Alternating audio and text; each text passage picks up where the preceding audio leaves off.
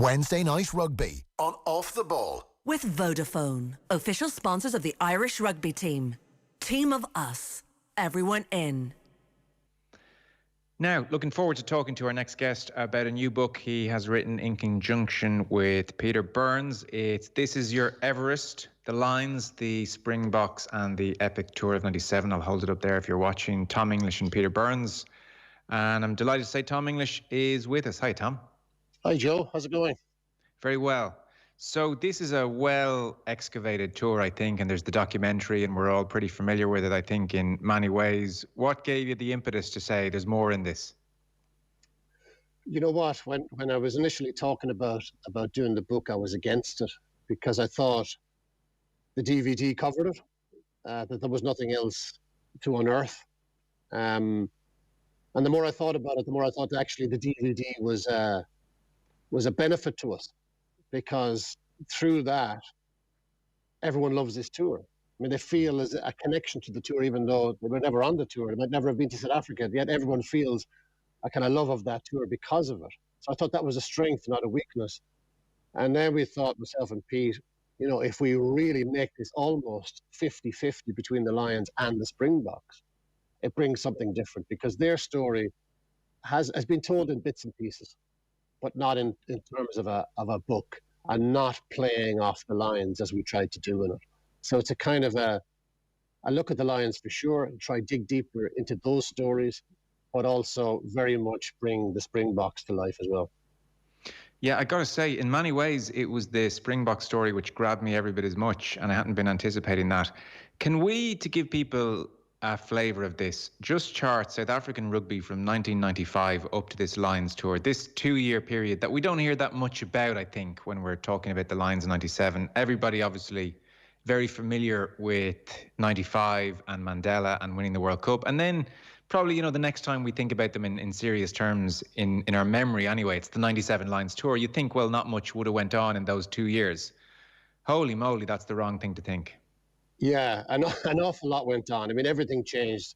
1995 World Cup, Mandela and Pienaar, the game that changed the nation and all that. It didn't. It might have changed the nation for a day. Pretty much immediately after it, South Africa sunk back into this a racist morass, and not just racism, all sorts of other issues. Pienaar had a spectacular falling out with the South African Rugby Union and was virtually retired. Kitch Christie, the coach of 1995 World Cup winning team, a beloved character, a father figure for many of them, became unwell, seriously unwell, died a few years later. He had to give up the coaching job, and he was replaced by André Markgraf, a hugely controversial figure. Markgraf lost his job after one of his players at Griqualand West, one of his club players in a previous job, secretly recorded him making racist comments. And at that time, we're now into 96, there were so many racism stories in South African rugby. The story, we start the book with the story of Daniel Bongane, a farm labourer in Western Transvaal, who a few years earlier had been accused by a fellow labourer on the farm of stealing the equivalent of, I think it was £14. And the owners of the farm, Henry Trump and his father, exacted retribution by beating him to death with the fan belt of a car. Now, Henry Trump was a very promising rugby player. And post-World Cup into 96, there was a furore about Trump because a lot of people wanted him to play for the Springboks. Now, he served 4 months for his part in the death of the murder of Daniel Bongane. But he did play for the Springboks, remarkably. And in fact, he played against the Lions in the provincial game in 97. And looking back over it, there wasn't, by 96, 97, the furore had dissipated. So it was kind of accepted. You know, he'd done his time. Leave the guy alone. He's a very promising rugby player. He'd done 4 months. So that was another one. And there was so many, with Markgraf, with the kind of exit of Pienaar, with Bongane's death, Kitch Christie leaving the stage. There was financial pressures on the SRFU as well. A lot of players were unhappy. Coach Carl Duplessis came in to coach the Springboks against the Lions. Players weren't having him. Now, they still had that kind of Afrikaner supremacy. They didn't think the coach was any good whatsoever. Including Teichmann, all the big players didn't think Duplessis was up to the mark. A great player, but not a great coach. Yet they still utterly convinced that they were going to beat the Lions. They didn't think a whole lot of the Lions. So the backdrop was huge unrest in South African rugby, yet supreme confidence that they were still going to win. Yeah, the racial unrest seems to have clicked very quickly back into gear. Not surprisingly, very quickly after the 95 final. As you mentioned, Pienaar is dumped out of the squad, and there is division at all levels. So yes, there's Mandela, but for instance, your book talks about Trevor Manuel, the Minister for Finance, who in the tour where Henry Tromp makes his debut, New Zealander tour in South Africa, he is very much the Minister for Finance supporting New Zealand. This notion that the Springboks is a team for all people is not cutting any ice with him, not least when Chester Williams is injured and there's no black player in the team. And I was interested to read as well that, again, post-95 and this moment of, I don't know, some kind of healing, superficial and all as it might have been on the pitch with Mandela and Pienaar, that during this 2-year period, home fans once again started waving the old flag of the apartheid era. And I think More du Plessis stepped down from the manager's role. He was unhappy about this, and he was kind of hung out to dry by the South African Union on this issue. So that was bubbling away as well. This was far from, as you said, some kind of united camp on the racial front, which is no surprise to anyone, but it's very striking how quickly it reverted to that atmosphere after 95. And that's the thing, Joe, how quickly, almost immediately, because you had people at the heart of, well, certainly at the top of South African Rugby Union, who didn't really want black players, who didn't see the worth of them, too much trouble, too much hassle, not good enough, prejudice coming out their ears. And Louis Lloyd, the high priest of the game in South Africa for many, many years, led that charge, and they kind of paid lip service to it. And there were some people on the South African Rugby Union who wanted black players to get a fair shake, but the big boss didn't really want that, and the numbers were appalling. And we talk about the game that united a nation in '95. It clearly wasn't. The World Cup win in 2019 was the one. I think if anything was going to unite the nation, because there were so many players from diverse backgrounds in South Africa in that squad, in that starting team under Rassie Erasmus. But 1995, I think it has taken on a mythology that it does not deserve. Books, films about it. It just does not deserve that title, as romantic as it is. Yeah. So, again, to reiterate, because we've thrown a lot of the listeners there, there's Henry Tromp, who serves 4 months in jail for the murder of the 16-year-old Daniel Bongane. There's the loss of the coach, Kitch Christie, who sadly passed away in 98 of leukemia. The team had won every game, effectively, under his leadership. So that's a massive loss. There's, the likes of Trevor Manuel, Minister for Finance, against the team. There's the home fans waving the old flag of the apartheid era. There are pay disputes in that the 95 World Cup winners are on great money, and increasing numbers of new players are most certainly not on great money. And that's obviously not a great issue for team morale. And then Andre Markgraf, as you said, the new coach, he resigns in disgrace. The racial slurs caught on camera.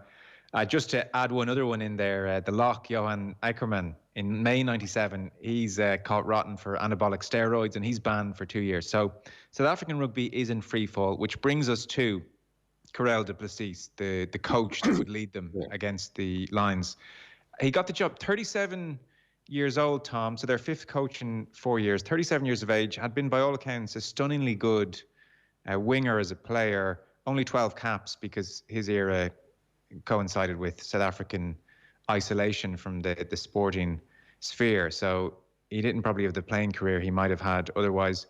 Your book contends and I presume it's well sourced, your book contends one of the reasons he got this job, and it was a surprise, is that he was seen as a bit of a poster boy, clean cut. There's not going to be any issues with him. You know, they just had lost the last coach in disgrace. That he was kind of a safe pair of hands type thing, although it seems totally unqualified here for this job.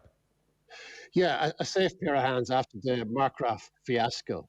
I mean, Markgraf, I would say, when I say he was secretly recorded with these racist comments, secretly recorded by the Bester brothers, Andre and his brother, former players. Andre, who went on to coach Ballymena bizarrely, threatened to sue me when I was writing for the Sunday Times for bringing this up many years ago. But anyway, so we had that episode, and Duplessis was a very intelligent man, good on detail, a bit of a visionary, but the box and the establishment Bok players said there was one way to win a game, and that was to beat the hell out of everybody else. Physical domination. Duplessis wanted to broaden the game out. He wanted to be more expansive. And I don't think his players were ready for it. Some of them said they actually fell asleep during his team talks because they just went on and on and on. They wanted, after Markgraf, they wanted Nick Mallett, who was one of Markgraf's assistants. It was Markgraf and it was Duplessis.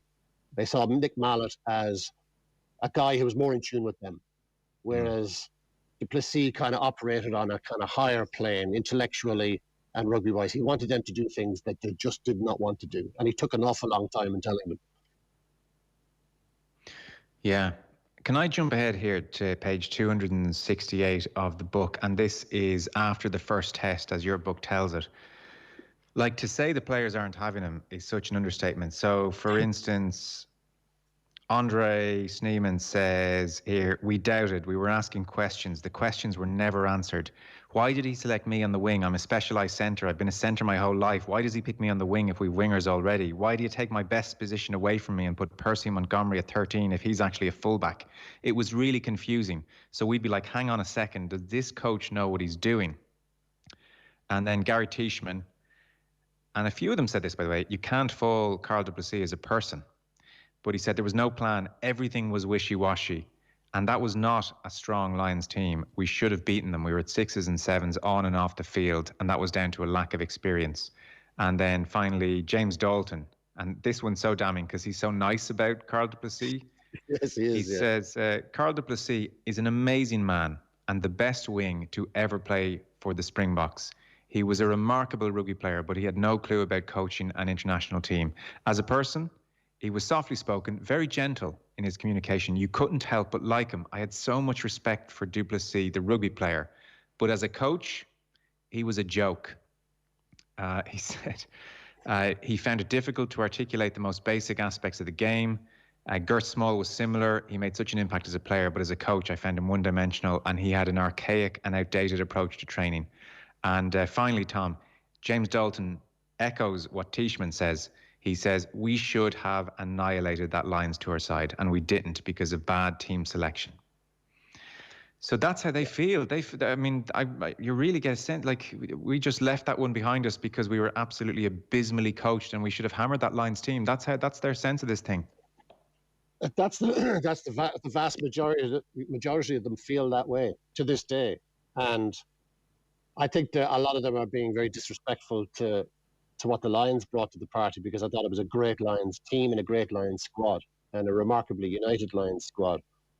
But if you look at the way the first two tests went, you can kind of see their point, particularly the second test, which, in the researching of this book, I've watched that second test a number of times. And I still don't know how the Lions won it. But I do, because the Springboks missed 6 kicks out of 6 at goal. They had 3 different kickers. They all missed. They all missed 2 each. And that's the game. The Lions win with Jeremy Guscott's drop goal. So they are amazing. I mean, Os Durant was one of the few who kind of gave the Lions due credit. But kind of Os Durant went on and won a World Cup. So maybe the blow was softened for him, where it wasn't for the Teichmanns and all the other guys who didn't stay in the team long enough to win a World Cup. If we go on to the Lions then, I mean, loads of characters emerge in the book, lots of interesting stories. I mean, I'd known, so you talk to so many of the big names. Like, I'd known Blasio was very motivated by the death of his sister when she was 19 and he was a few years younger, but that really, he speaks very powerfully about that he was playing for a higher purpose. And you've like Jenkins, who's retching every game. I didn't realize he was still retching every game, even as a coach. That was kind of new on me, which is just kind of hilarious. Isn't it? Oh, it's incredible. And I didn't know the story of Peter Clohessy and the injury. And man, I saw he was bereft, I suppose, is the only way you could put it. And he seems to just a rare moment of vulnerability, I think, is how Keith Wood describes it. Like, he can't bring himself, so his back is gone, and he has to pull out of the tour before they even depart. His back is gone. He can't bring himself to hand back the Lions gear. Can't do it. Yeah, and he won't give back the Lions gear to one of the Lions Alakadus, and the Lions Alakadu, Bob Whale, goes to, and I think a former kind of army guy, British Army guy, goes to Keith Wood's room and says, "Mr. Wood, we have a problem with Mr. Clohessy. He won't give his kit back." So Woody goes along. He's very funny, as you can imagine. Woody's very funny in telling the story. He goes along to the Claw's room, and he sees this claw like he's never seen the claw before. He knows the claw most of his life. And the claw is genuinely distraught. And Woody has never seen this before. I mean, genuinely upset. And he's going, the claw's going, what, the gear, my initials are all over it. My initials are all over it. What do I do? What do I do, Woody? And Woody says, tell them to stick it. So Bob Whale, I think, was sent off with a giant-sized Limerick flea in his ear, and the claw came back to Limerick with all his kit, and he gave it away to all the young players at Young Munster. Yeah. So that kit is out there somewhere with PC written all over it. Yeah, mad story. I'd never heard that. And geez, talk about a sliding doors moment for both of them. You almost wonder, is this stuff made up because it's like too cinematic and perfect. As Claw is coming down the escalator at the airport to head for home, Paul Wallace is coming up the escalator to join the tour, a tour that changes Paul Wallace's life. And they obviously can't stop and talk to each other. And there's a look and there's a, nod of sympathy from Paul Wallace. And there they go, and that's sliding doors. And I guess that brings us to the first test. I'll come back to Telfer in a moment, Tom, but just, I mentioned Blasio and Jenkins and someone like Claw. We can't mention all the players. Paul Wallace on that tour, what jumped out to me, I knew he'd had a great tour, right? But the players talk about his performance in that first test in particular in almost like hushed, reverential terms. Like Dawson's try, Martin Johnson says, I just turned straight away to Paul Wallace and said, that is your try. It seems, and I'm no scrum expert, but it seems what Wallace did in that scrum is absolutely iconic. Yeah. And I mean, bear in mind, in the first scrum, and they're going up against this humongous wrecking ball machine of a front row. In fact, the entire pack, but particularly the front row of Oz Durant, Adrian Garvey, and Nakadrotsky.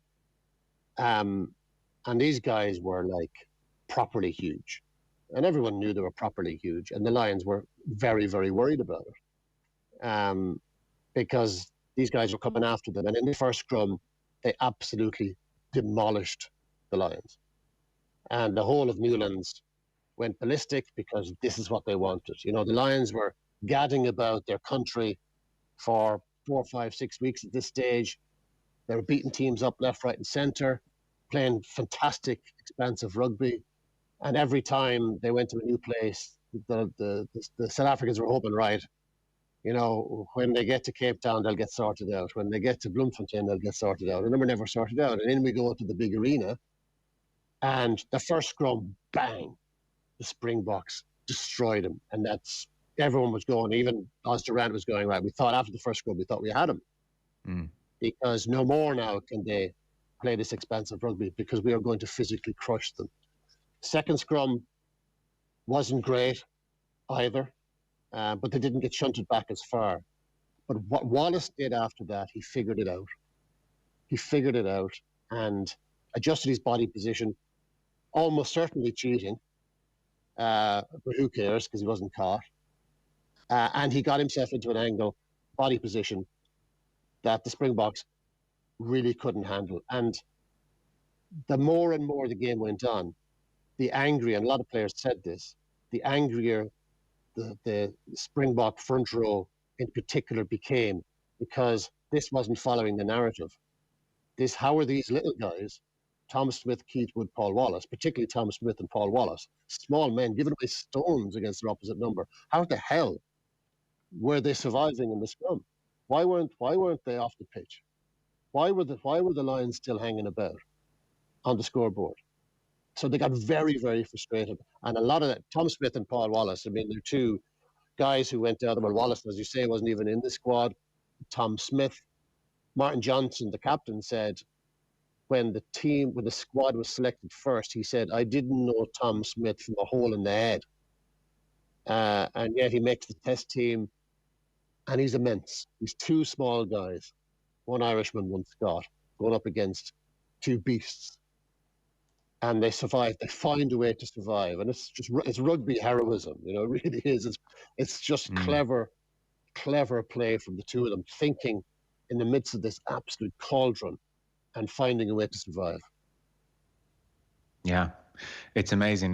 That passage alone where the other players are talking about how they handled it is great, and I guess that ties in with the Telfer point. You have to talk about Jim Telfer on this tour, and there's a great chapter on Telfer. I mean, the build-up, there's like this neurotic fear of the South African scrum, and you said in the book at one stage you guys say, look, yeah, this was 15 against 15, but really this was 8 versus 8, and so Telfer is tasked with preparing the forwards, and I think people are very familiar with Telfer in so many ways. He was a player, obviously, on the lines, coach in '83 when New Zealand beat them 4-0. You kind of go into his history. I was pretty interested to read as well that growing up, his father was a shepherd and his mother, I guess, a servant in the big house.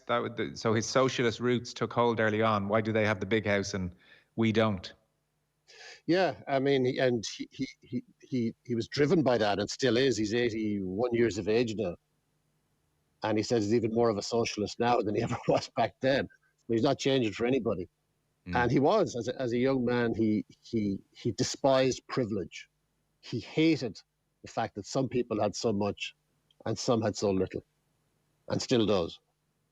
And that drove him right throughout his rugby career. And this was one ferociously driven rugby player, a guy who would take any manner of punishment, whether he was playing for Melrose, whether he was playing for Scotland, or whether he was playing for the Lions. And he took that ferocity into his coaching. And my God, I mean, you talk to Jim, you go to his house in Gala Shields, and the first thing you'll notice is how beautifully manicured his garden is. And he wants now to talk more about his begonias and his chrysanthemums and his roses than he does about rugby. And the one trophy that he has in his house is sitting in the hall table, and it's the Gala Shields Small Garden of the Year winner. And he is immensely proud of this. And I go to his house fairly regularly to see him because I love the man to bits. Yeah. But the last time I was there, we went out to the front door, and he pointed down the street to another beautiful garden. He said, see that? That's my competition this year.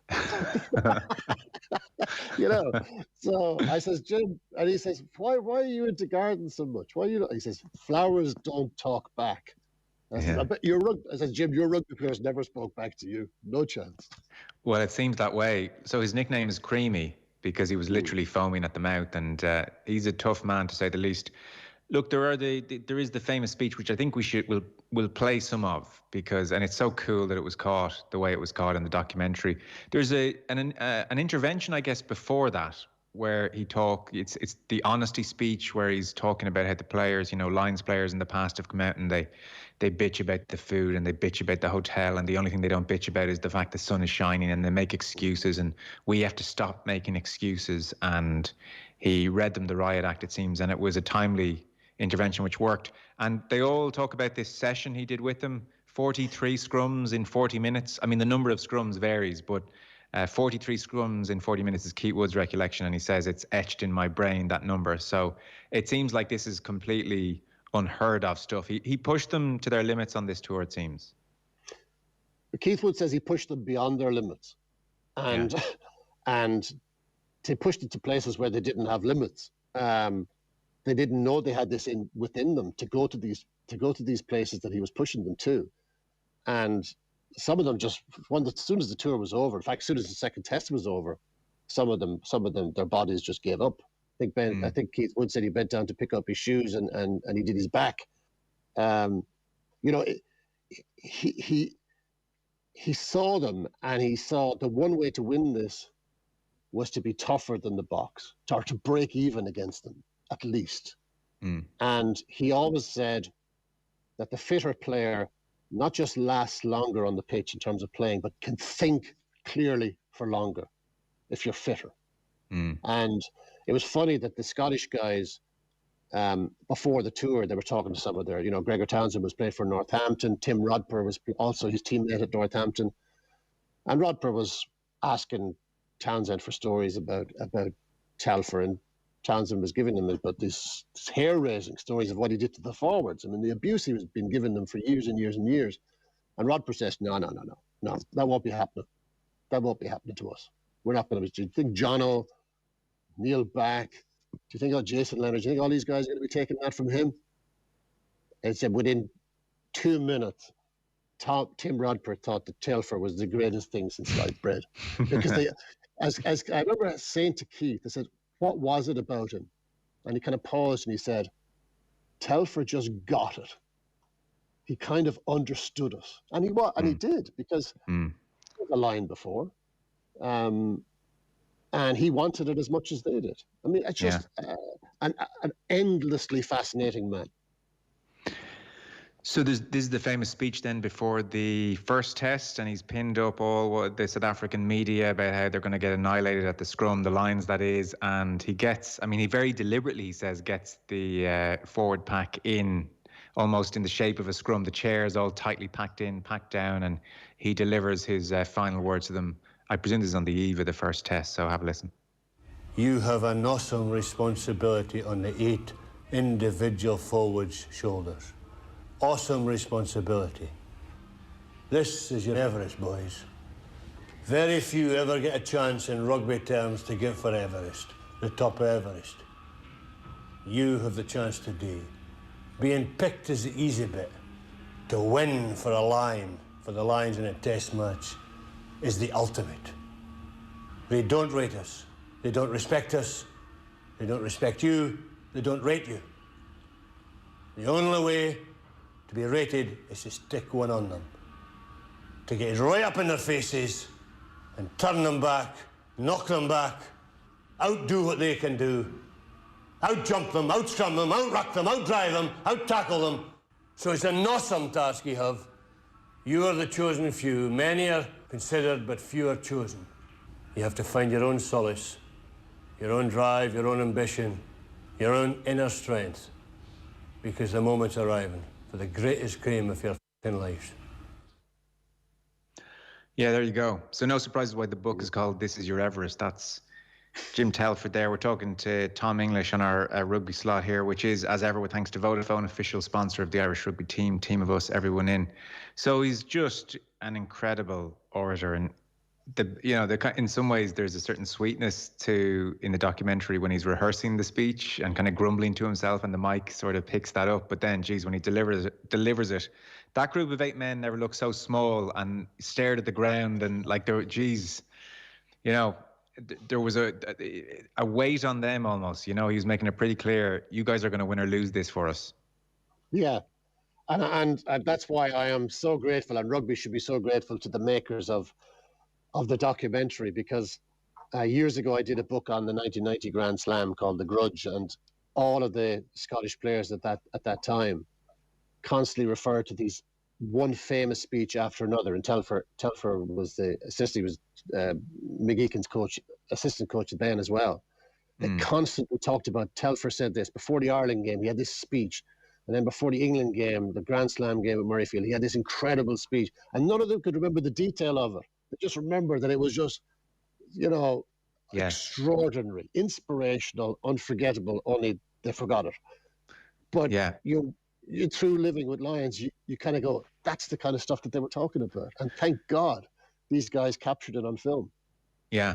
I mean, I suspect still if you were to ask them, the players, to remember the words of the speech, they'd struggle. It's probably only through watching it back in the documentary they've fully absorbed it, so hence the importance. I think, brief tangent, there was a point with the documentary makers where, was it the very first game, and someone told them, right, get out of the dressing room now.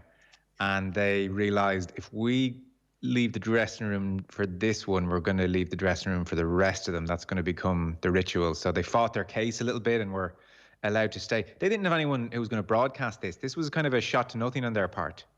It was, yeah. Jason Leonard was the captain for the first game on the tour. And he says, right, lads, off you pop. And they stood their ground. They went to Fran Cotton, who was the manager, and Fran says, no, you're grand, stick around. And that was it. They had given the Lions £30,000 for the right to film. On the assumption that one of the big networks would buy it up. But before they ever left for South Africa, they knew that the networks had told them we weren't interested. BBC not interested, ITV not interested, Sky not interested, everybody not interested, because they thought the Lions would get horsed. And who wants to see a documentary about the Lions getting beaten? So they went there. They remortgage houses, had to get loans.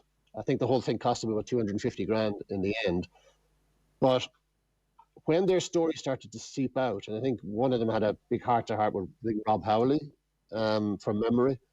Yeah, it was Rob, said, and they said, we put everything into this. Yeah, we have no guarantee that we're going to get any money back. This could break us, and that kind of got through the squad. Yes, Howley was kind of casually. I guess they'd been around, and some of the players were taking notice more than others. And you document the conversation in your book where Howley kind of asks, "So what channel is this going out on?" And the guys say, "Oh, like we're on a wing and a prayer here." And suddenly it dawned on Howley, and I presume the rest of the squad, that these guys were in deep here.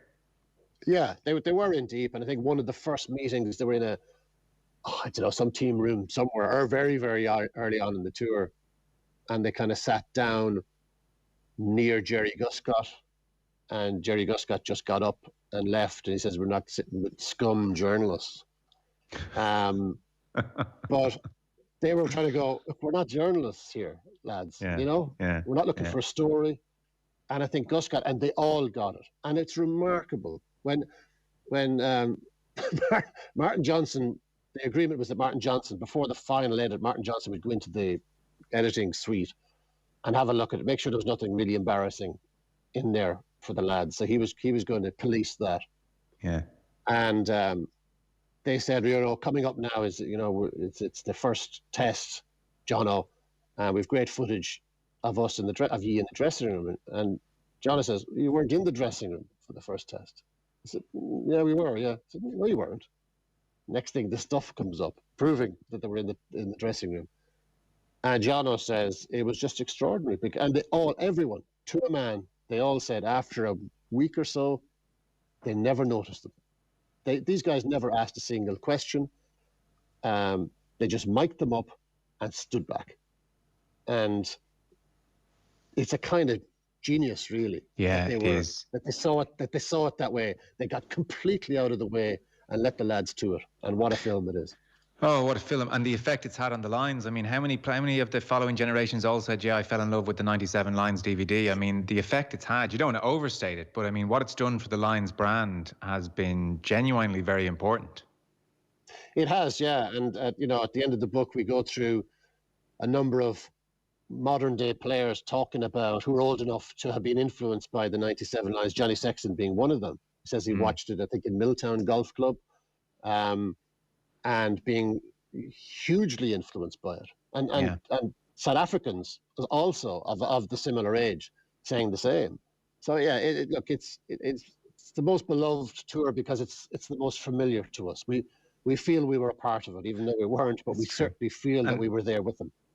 And the players are just the right amount of not too PR savvy, and they haven't been trained to within an inch of their lives. And it's a sweet spot, that tour. Like Barry Williams, I think, has the quote where he says, social media was the effing killer as well. So, I mean, it has changed so much, whereas these lads were kind of just saying things that they probably wouldn't say now. And there was a great bond on that tour, which I think everyone knows. We don't need to kind of make that point overly, but I mean, this group worked and they got on really well, and that was a big part of it. And there's the story of after the first test where the poor fellas who didn't play in the first test have to go training the next morning, 8 a.m. ahead of the midweek game.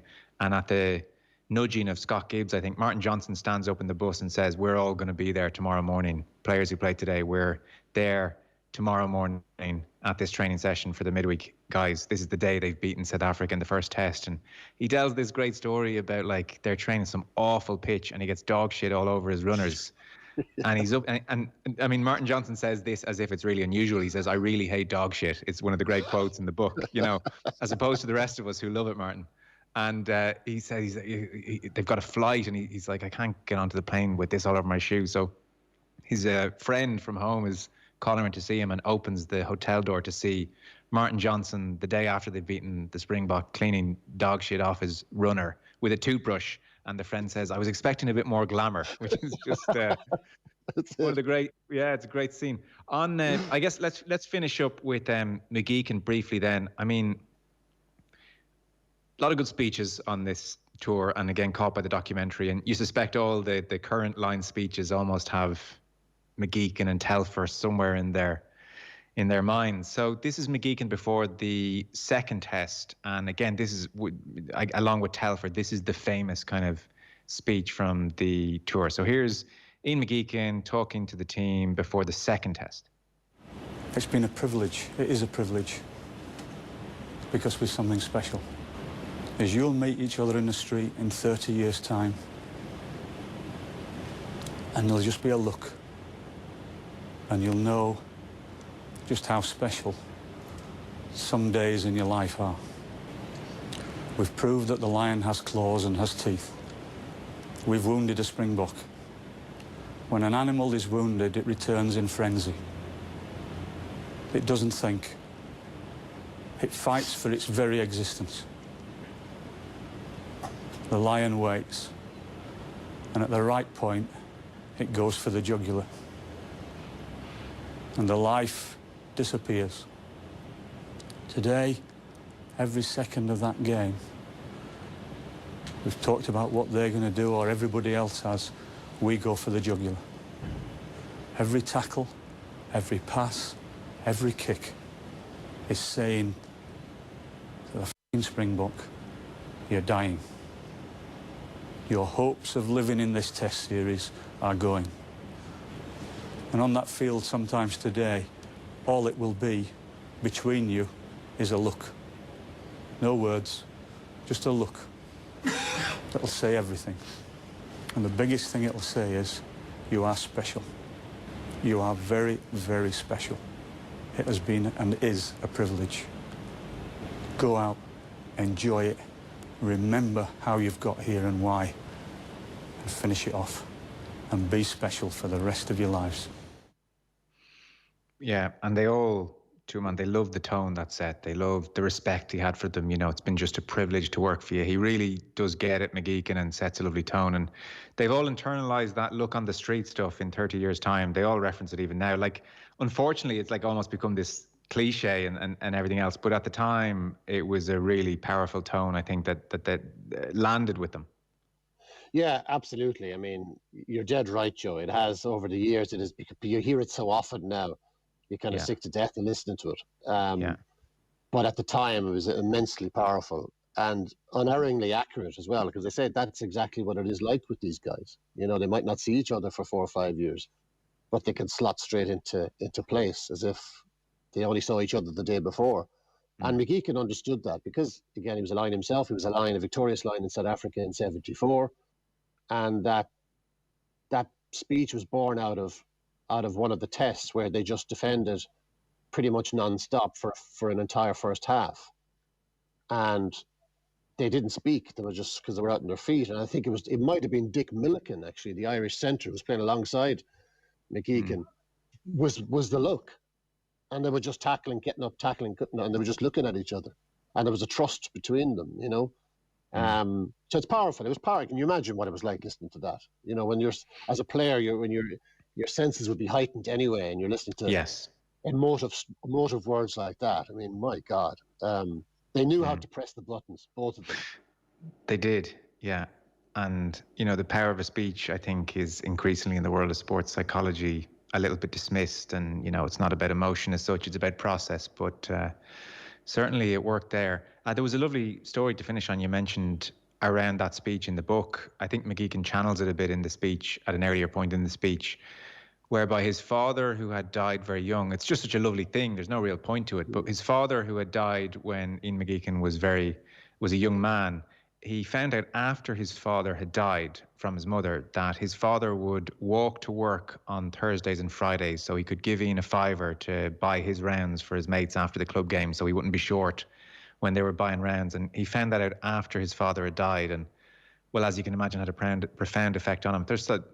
There's no real point to it, but it was one of the little lines that stuck with me.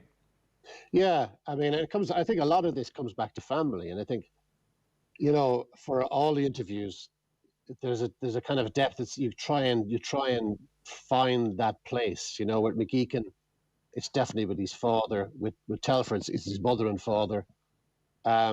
With so many others, it might be brothers and sisters. More often than not, when you ask elite sports men about their father, you're going into a place that's pretty interesting.